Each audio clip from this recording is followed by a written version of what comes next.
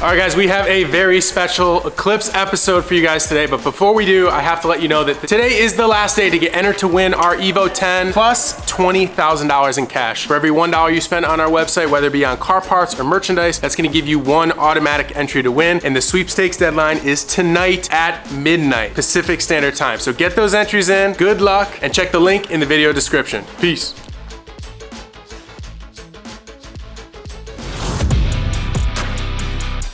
What do you think of 525? All right, we're calling you out. I don't think they're ready.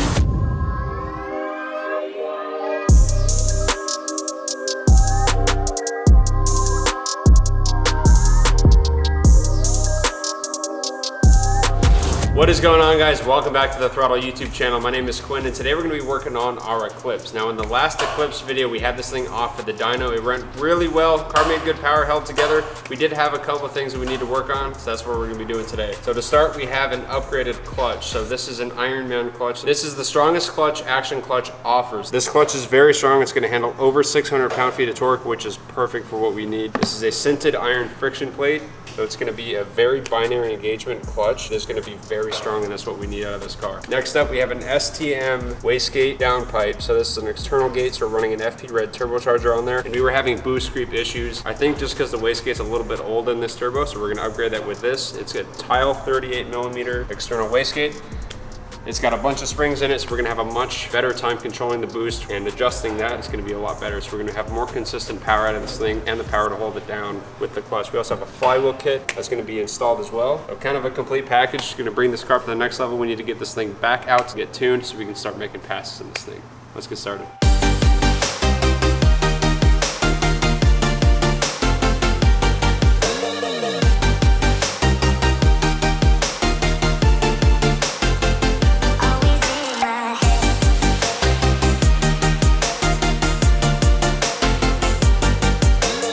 I want to start underneath and get the axles out, which is what I'm doing now. And then we need to get the exhaust system off. We need to get the transfer case off, and then we can start going after some of our under things like the intake charge pipes.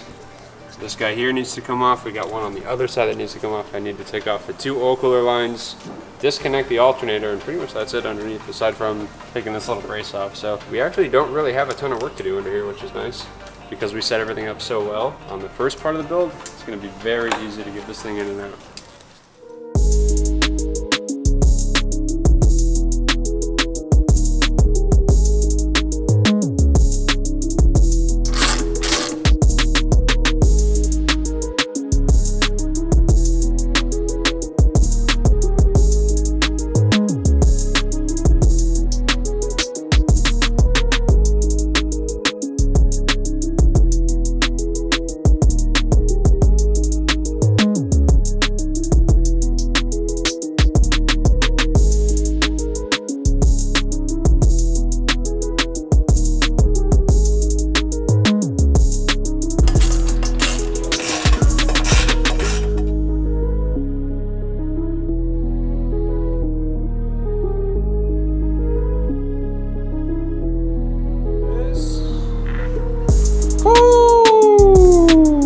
Yeah, so we can move the wideband to right here, and then we're gonna cap that off.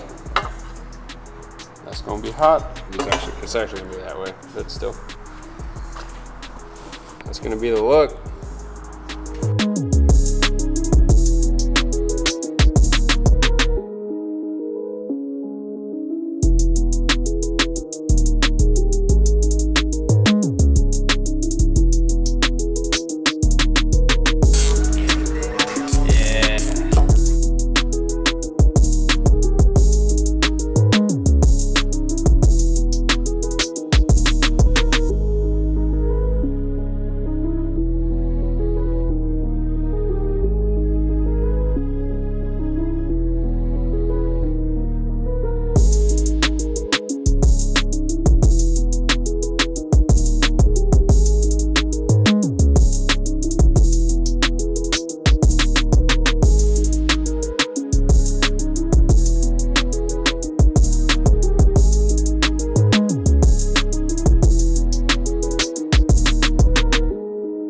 So if you guys didn't know, we're taking the motor out. It's gonna make doing the clutch way easier. It's also gonna make servicing the turbocharger a lot easier. So I pretty much have everything underneath I need to remove in order to drop the motor. Everything's gonna be pretty much up top. So we got the axles out, drive shaft, exhaust, all that. So I'm gonna pull the cooling system and radiator out so I don't clip it on the way down. We gotta get the intake manifold off out of the way, airbox, and we gotta undo our own racing harness over there, which pretty much all the connectors are gonna stay on the motor. So just a few more things and this motor will be out.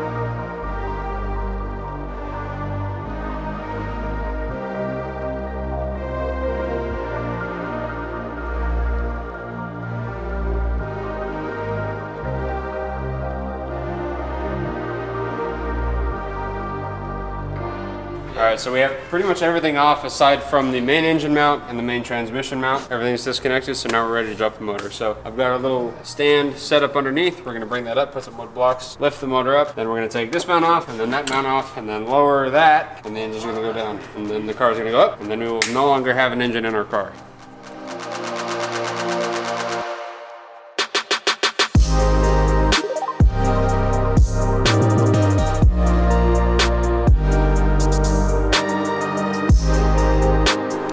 There we go, 4-hour engine removal. This thing was one piece when I was eating lunch, and now it's out. So we gotta get this out of the way so we can clean up this freaking mess, clean up the floor, and then we can just start tearing into this, getting our clutch replaced, and start figuring out our turbo downpipe 7.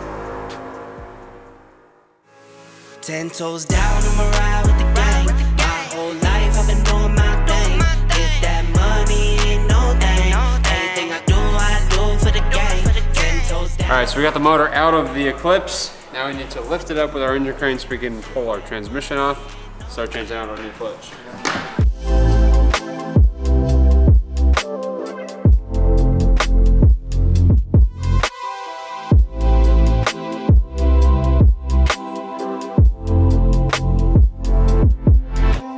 We're just getting our engine up on the jack. So the reason I have to do this is so we can take the transmission off without the engine trying to fall over. So this should be good enough. So I've got some microfibers and some cardboard to kind of protect the cover, the valve cover, keep everything nice and clean so we don't break stuff. So now we get to take our transmission off, and then we can start changing out our clutch.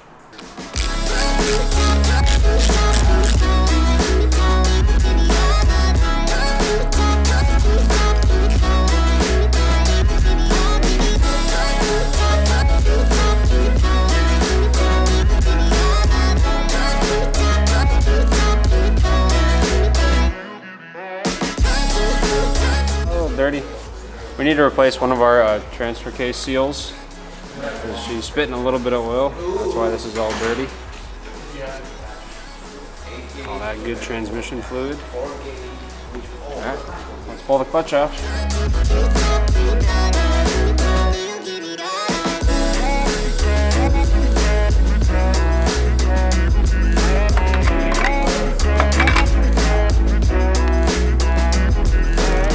Doctor. Some good hot spots.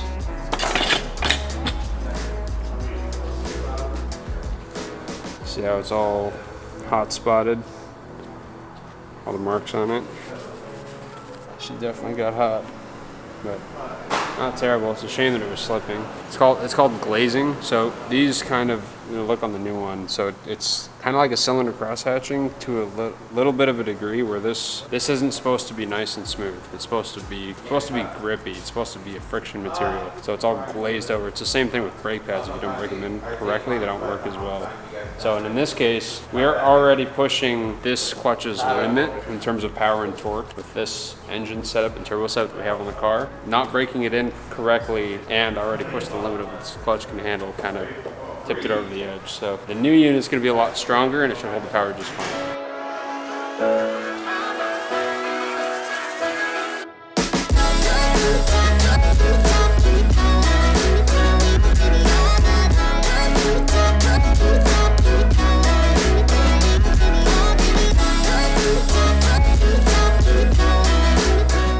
the flywheel is bolted directly to the crankshaft, and the main purpose of the engine is to spin. The crankshaft spins inside the engine, and if you're trying to tighten a bolt down and everything is bolted to is spinning, that sucks. So I've got Mickey at the front of the crank snout with a ratchet.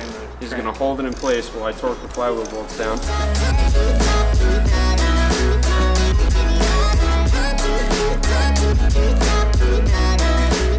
All right, so we have the new pressure plate. So I'm gonna clean this off. So I just finished cleaning the flywheel off with a rag and some acetone. Get all the grime off, and then we're gonna install our new Ironman sintered iron clutch disc. Is it really called Ironman?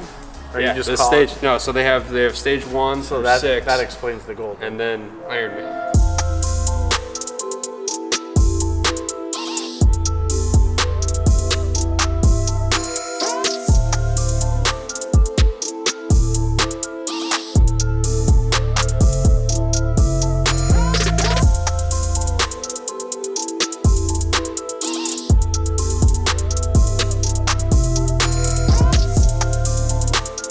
All right, so our action clutch is fully installed. I'm waiting on a replacement seal for the transmission to put that back on. So we're gonna start working on the new wastegate. So this is our replacement unit. It is literally just a replacement unit, except it has an external gate on it, which is really nice. So we need to take this old downpipe off, and then we need to take off the factory wastegate, which is the internal gate on this turbo. And then we're gonna need to prop this open and then install our new unit, and then run our vacuum and our boost controller to it to get it working correctly. So let's get started.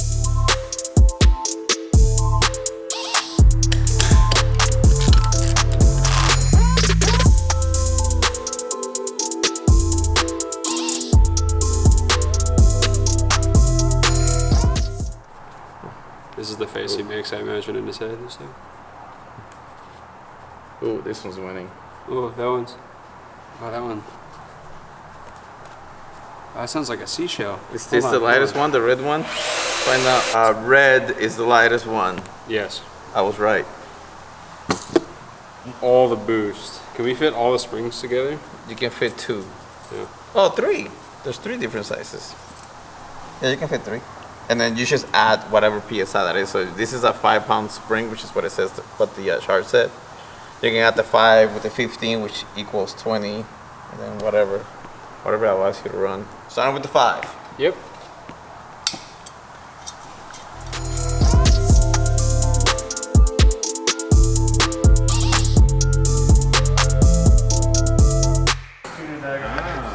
So that's your song. You're watching there. Yep.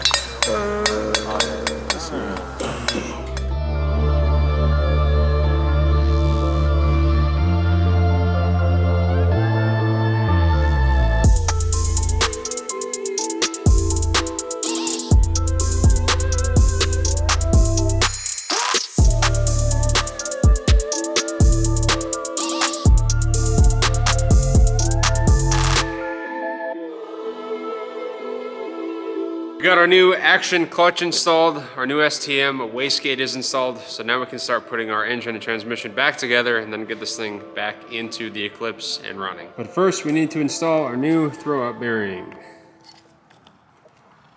There we go.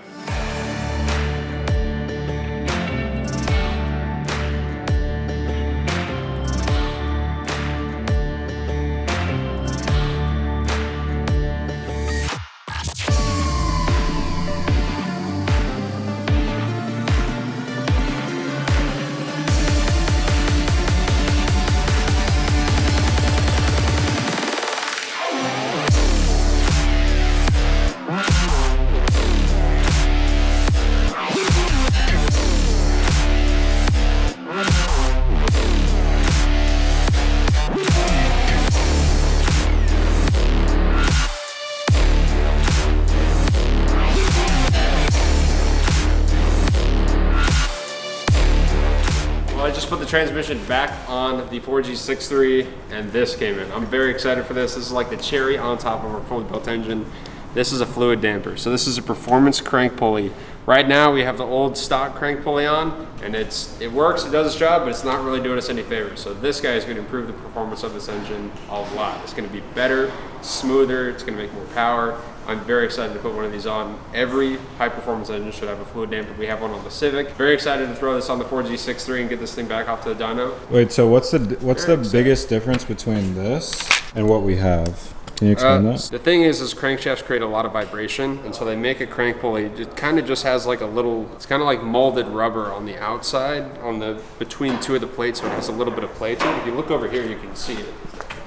So that line, it's molded. It's two pieces of metal like molded together with rubber, and it does the job very well. So this is supposed to dampen some of the vibrations that are created by the engine, because you have primary balancing and secondary balancing, and sometimes balancing, especially when you have a low cylinder count engine, tends to be a little bit more rough. That's why, you know, everyone talks about the big V10s and V12s being smooth, is because they have a lot of cylinder firing all the time. They have more cylinders. This is more split up because every 90 degrees of crankshaft you have a cylinder firing, so it creates more vibration. So this does the job just fine, but this is designed to be a performance. So it's got viscous silicone inside, which does a much better job than the elastomer on the factory pulley. So this pulley is designed to be a performance pulley. This pulley was just designed to be made and used. So this is going to make our engine run a lot smoother. It's going to improve the performance.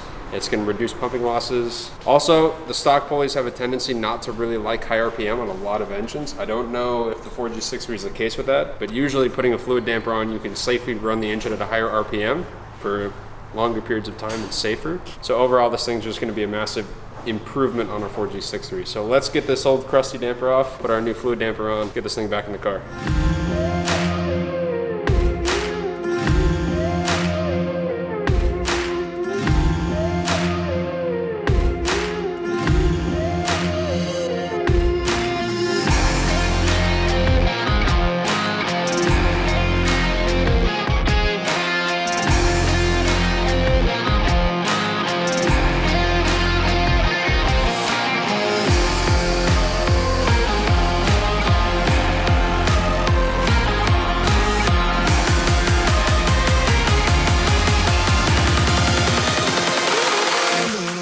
Our Ford G63 is back in the Eclipse. I have it bolted down on 3 of the mounts currently. So we're gonna take the car up, we're gonna put the under things on underneath, such as the axles, the suspension back together. I wanna get the transfer case and the drive shaft, the rear bracing on the subframe, and just kind of everything up underneath wrapped up, because we're gonna move into the next part of this project, which is gonna be to actually hook up the staging brake. So we put the staging brake in initially with the KDN shifter when we were building this car for SEMA, but we never really had the time to plumb the staging brake properly with brakes and get it working. So we're gonna do that today. And part of running the lines is we're gonna use this, which is our brake distribution block. So this takes fluid from the masters and distributes it to all of the brakes accordingly. So we're gonna use that distribution block to run our brake lines from that to the handbrake and then back to the rear brakes, because we're gonna be using it on the rear brakes. However, I don't know if we're gonna run the brake lines underneath the car, through the car, where the brake lines are gonna go. So I want everything underneath the car to be complete and assembled, so I know where not to put our lines. So once I get all that stuff underneath, put back together, then we can start tackling this. Because running these lines and figuring out where they're gonna go with the intake manifold off is gonna be significantly easier. So let's get to that.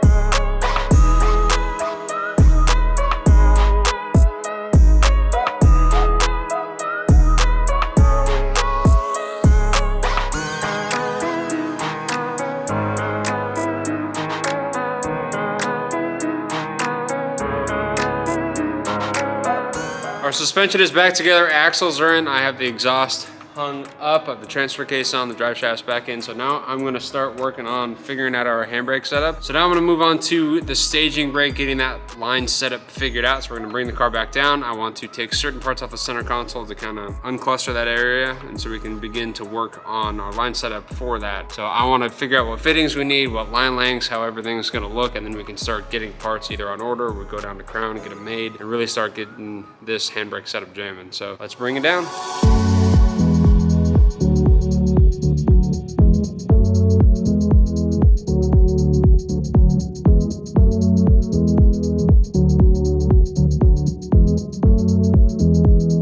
So we've got our center console disassembled. So here are the actual fitting ports for the master cylinder on our staging brake. We come around to the front of the car. So this is our ABS delete proportioning valve that came with our ABS delete line kit. Now, these two hard lines up top are the lines going to the rear brakes. So now the fun begins of speccing the lines and figuring out what fittings and lines and lengths we need. So it needs to come out of the proportioning valve, which comes out as 2 lines. Then it needs to go to 1 line, into the brake, out of the brake, back to 2, and then to the rear calipers. So it's pretty much going to be an inline handbrake for those of you guys who build drift cars. Very similar to that, it's just not a handbrake because this car is all-wheel drive, and if you use it like a handbrake, you're going to break stuff. So the staging brake is just for at the line, so you don't have to be foot on the pedal at a stop. You can use the brake to hold yourself, and you can load up the clutch and then launch. So yeah, now I got to start messing with fittings and figure out lengths and how this is all going to come together. I spent this morning finding our lengths, our lines, and threading and all that stuff for the staging brake on the Eclipse, so I have my list. Tomorrow morning I'm gonna head down to Crown and get everything made, and then we can come back here, install everything, and then bleed it. In the meantime, we're gonna be moving on to some other projects that we've been meaning to do on the Eclipse, and the first one is the steering wheel. As you guys know, we have a Sparco race wheel with our beautiful buttons for our nitrous kit. Now, originally, for SEMA, I just ran some wire up to the steering wheel and didn't really care too much because it was kind of a last second thing to get the nitrous purge working. The car originally did not have a clock spring. It did have an aftermarket wheel, so none of that was there. And the way I set up the wire, it wasn't a proper clock spring, and so it was kind of terrible. But it was something quick and dirty just to get the car to SEMA with a nitrous purge working. Now we can actually set it up and get it functioning correctly. So we ordered an Eclipse factory clock spring, and I'm modifying it to work with a Sparco wheel. So we have our hub for a 6-bolt. So Boosted Shades shop is actually right across the street, so we took it over there, shout out to Sam and James, and they machined this down. And then Mickey stayed super late one night before he had a hockey game and actually cut that fit to fit the clock spring, which fits beautifully. Shout out to you, Mick, you did it. And I have the clock spring mounted in the car. So again, we have a Deutsch connector here, so that's gonna fit onto the steering wheel itself. I got it taped down so it doesn't rotate. We've oriented it towards the bottom just to make it a little bit of a cleaner look. And then I went ahead and put a Deutsch connector on the bottom. We only have 1 wire on right now. So that way it'll be super easy when we go to wire the other wire. So cool, let's put it back together.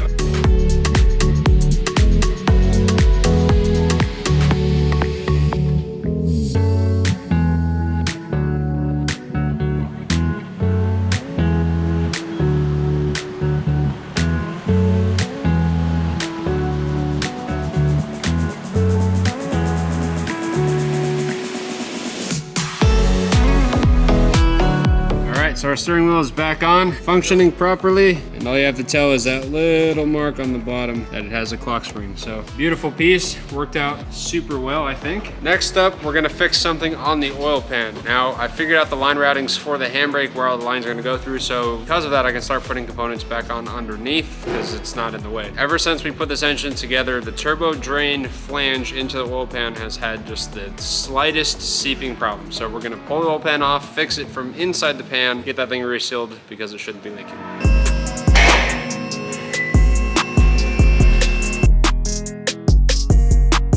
So here's the boy in question. So that fitting has been leaking for quite some time, just super subtle and super slow. Every time we take the car up, it's just wet around this area. It's never really been enough to drip. So we're gonna fix that, and our turbo drain is a little anemic looking. So we're gonna fix all of that. We're gonna weld the steel bung onto this, fill our holes, and put the pan back on, then we'll have a proper oil drain and it won't leak anymore.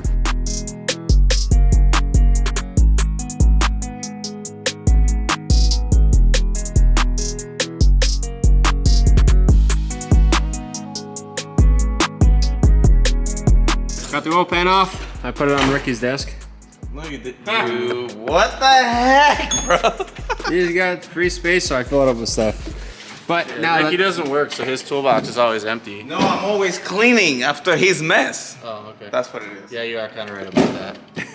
Sorry, Quinn. Because I'm always doing stuff. Yeah. So now the oil pan's You're not off. taking a nap? Look what I'm doing now. Putting tools away. Ricky's taking a nap. Hey, you borrowed that. That tool, you borrowed that one, so don't give me that. Just saying. So anyway, now the pan's off, we can actually look at the short block. Take a look at it. I was poking around in here earlier. Oh yeah, the cylinder wall still looks beautiful, dude. Oh, then we're good. Cross hatching looks brand new. We're good, bro. JE pistons, Eagle rods. Doing God's work up there. Everything looks good. Everything is nice and tight. Everything is nice and clean. That makes me feel good. Cool.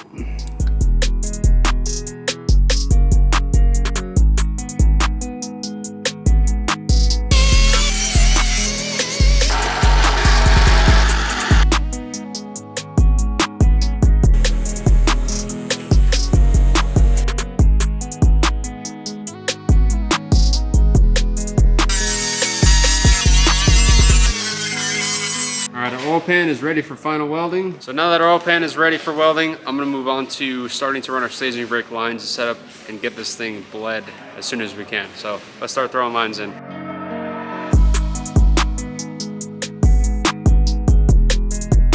So I've got our lines on the proportioning valve all set up. Everything's tight. Now, unfortunately, due to the line angle, we're gonna have to lower this down. So this originally was bolted onto the firewall about there. So it's in the way of the heater line, so we're gonna have to make a little bracket to lower that guy down to about there. And then we'll have a functioning heater and a staging brake.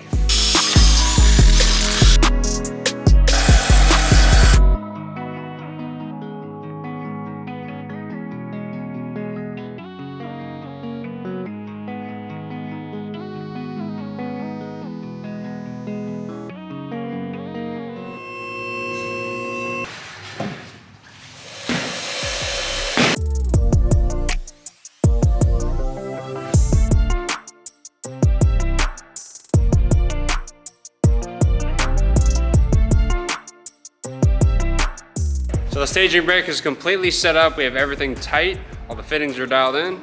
Now we gotta bleed it. Yes, sir. Let's do it. Okay.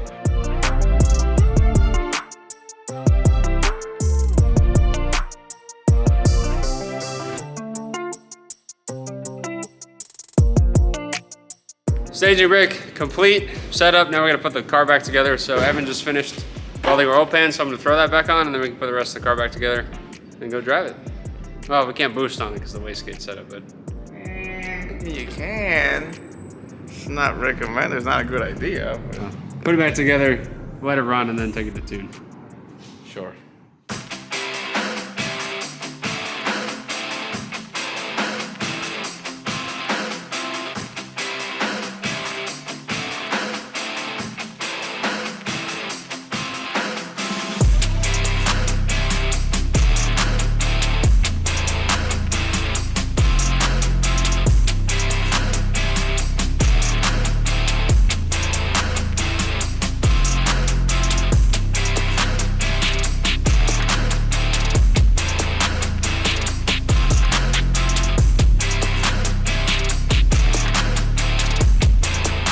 Oil pan is torqued on. We're gonna let it cure for at least a day, so we probably won't put oil back in it at least until tomorrow to let it cure. But now we can start jamming on other things underneath. The turbo drain line came out awesome.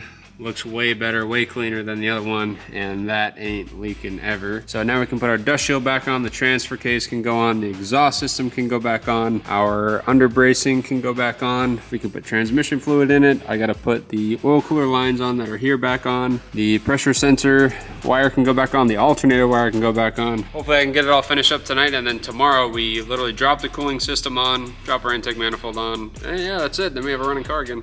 Cool, let's get started.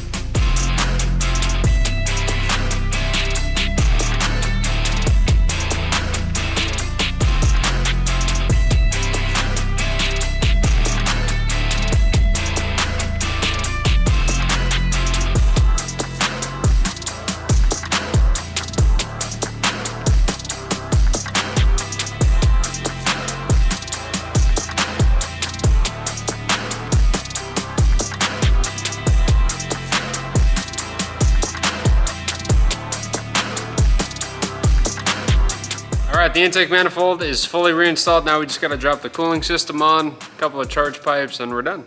Yeah, baby! Woo!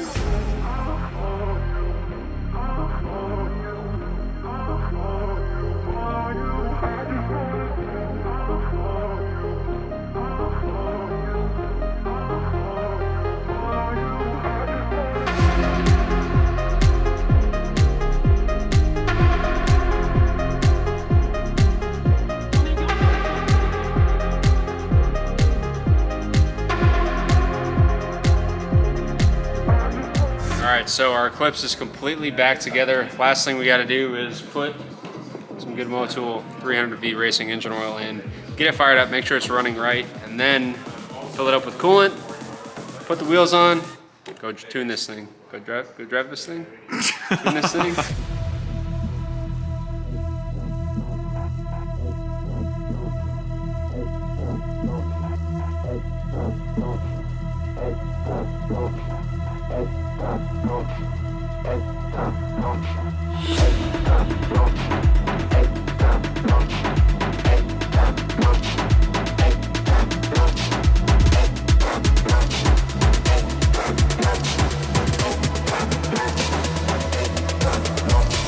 Car's almost ready to get strapped down on the dyno. The first thing we need to do is actually pull the rear diffuser off because it's not gonna allow us to grab the subframe to get this thing to stay on the dyno. So Ricky and I are gonna pull it off real quick. Then we're gonna get this thing set up, strapped down. We're gonna do a pull, run a log, and then we'll get our remote tuner on. He's gonna be tuning the car remotely, but we're gonna be running it on the dyno here just to make sure everything looks good. This is a Mustang dyno, so 525 might be a little bit optimistic there, Mr. Evan, you think? 520. Let's get this diffuser off, and then let's get it strapped down.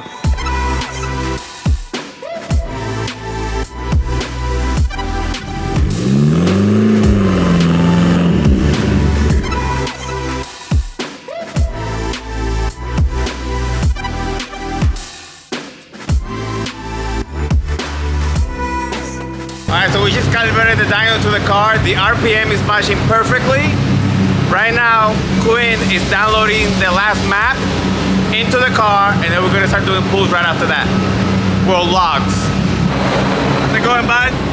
Good, so I'm just loading 2 maps, and then we're gonna do a 1500 to 7 pull. I'm gonna send the log to our tuner, and then he's gonna come on, make some adjustments to that, and then he's gonna hop on live, and then we'll seriously get to cranking on this thing, so.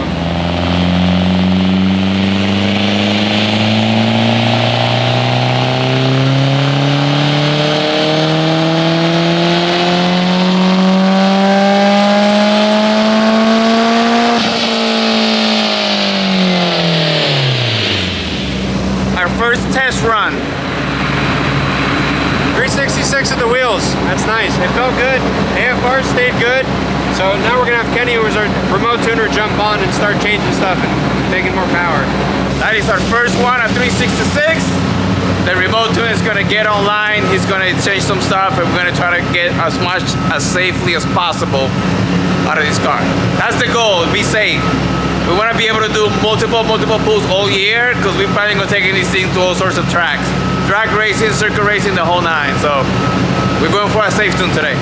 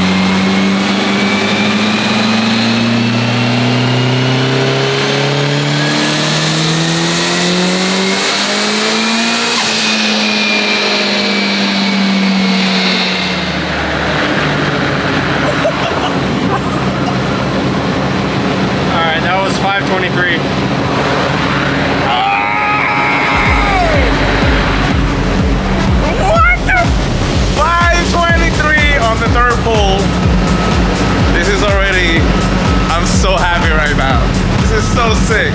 All right, so we're still going back and forth with the tuner. Wow, 3 pulls and we've gained a little over 150 horsepower, which is insane. To the wheels, we're talking about to the wheels here. We double checked the RPM with the dyno just to make sure, and the RPMs are calibrated to the dyno with the car. So these are very accurate numbers right now, just so you guys know. Shout out to World Motorsports, and of course Sunoco. So let's see.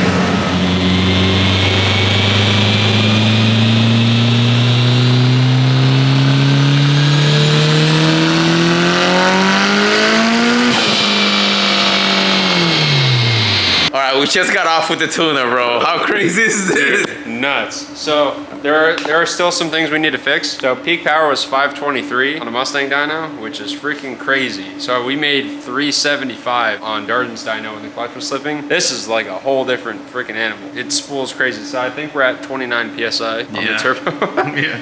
So sick. But the problem with it is, so we put a 5-pound spring in our tile wastegate. The problem we're having right now is that the wastegate spring isn't strong enough to hold the wastegate shut when it's spooling. So what we have is a very peaky power band. So we don't really have a lot coming in at 4, and then at 5, it's 6 starts to happen, and then really above 5 and 6 is where the party is, where all the power is. So we're gonna go back to the shop. He's setting the tune-up now for a 24-pound spring. What that's gonna do is it's gonna bring our power up earlier in the torque band and taper off. Because right now all of our power is up top. If we get the torque band better and make peak power a little bit lower and have a more consistent torque line, it's gonna be faster through pretty much all the gears. It's just gonna be faster in general. So is the top end going to change though? The top end will not change. It's just gonna be the torque curve, how soon it comes on. So if we can get it we're going to stay at sooner, 523, which is going to get there quicker by changing the springs. yes, exactly. Got you. So Got it. aside from that, car's freaking man, dude. Yeah, she's a beast, bro. She's a beast. Let's go, bro. 523, dude. No problems from the motor. Freaking Shout out to the beautiful. tuner. Yes, thank you, Kenny. You're a legend, dude. Especially coming in clutch like this. Awesome. And thank you to Craig and World Motorsports. They really came in clutch and got us this dyno in time to get this thing ready to race. So let's get her off. Let's get her loaded up. Go have some fun. Before we do, all right, Hoonigan, we're calling you out. Let's Bring go, you baby. Lightning F150, your Fast and the Furious tribute with our Mitsubishi Eclipse Hall Walker tribute. I don't think they're ready. Let's go. Yo, we're ready. Clips, dude. So we're calling you out, guys. Let's do it. A friendly match.